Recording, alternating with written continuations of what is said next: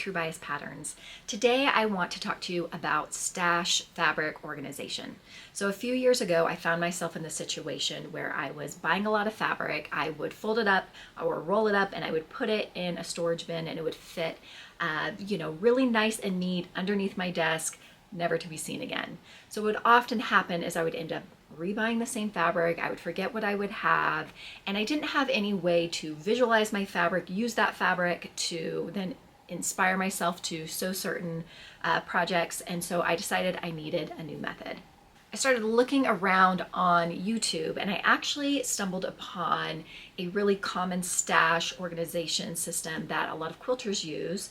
And what they do is they use comic boards to fold up their fabric on and store really nice and neat on their shelves.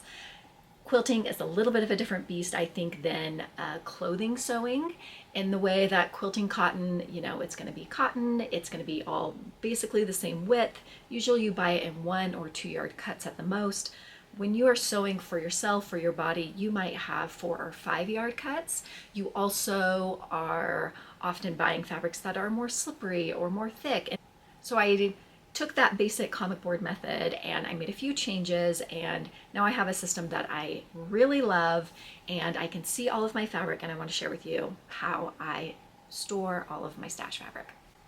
So let's talk materials first. So the first thing that you're going to need are the boards that you're actually going to fold your fabric on. Now, instead of the comic boards that most quilters use, I actually use magazine boards. So they're just slightly bigger and it fits a 52 to 60 inch wide fabric just a lot better than the comic boards. You're also going to want alligator clips. Now, I've looked around and I found what I think are the best.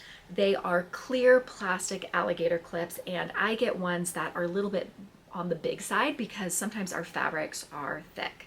I will have, once again, a link to this below, but the nice thing about these clear plastic alligator clips is they're not going to damage your fabric in any way.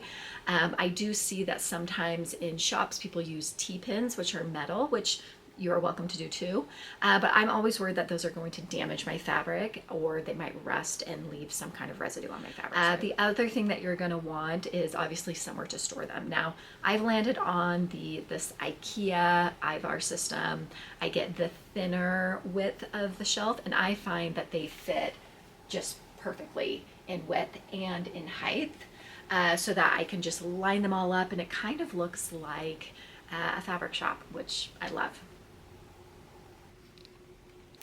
Okay, next let me just show you step by step how I actually fold the fabric onto these magazine boards.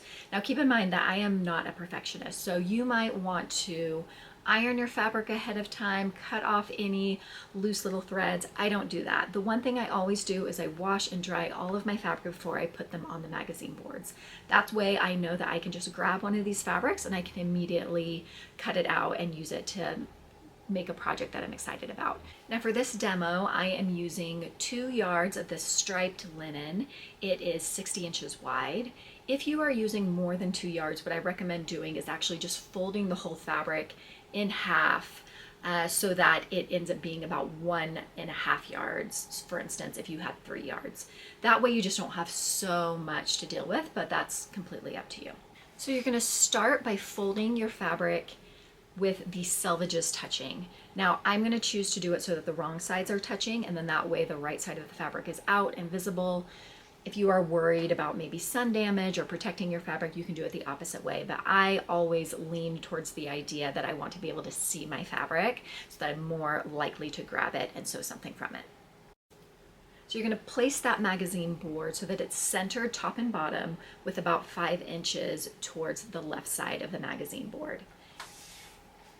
And now you're going to take that top section and you're going to fold it down so that it is over the top edge of the magazine board. And make sure that you fold it all the way down the length of your 2 yards of fabric. And you're going to fold up the bottom edges up over the bottom of the magazine board, once again going down along the whole length of fabric.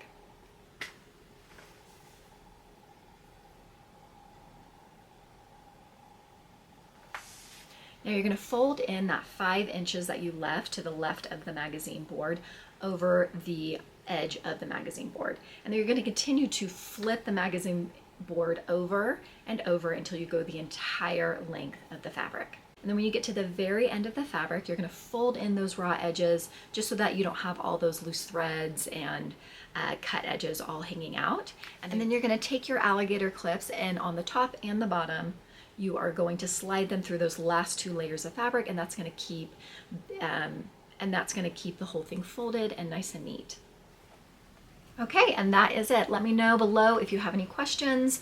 Also, I'll have links to all of the materials that I use below, and I hope that you found this helpful.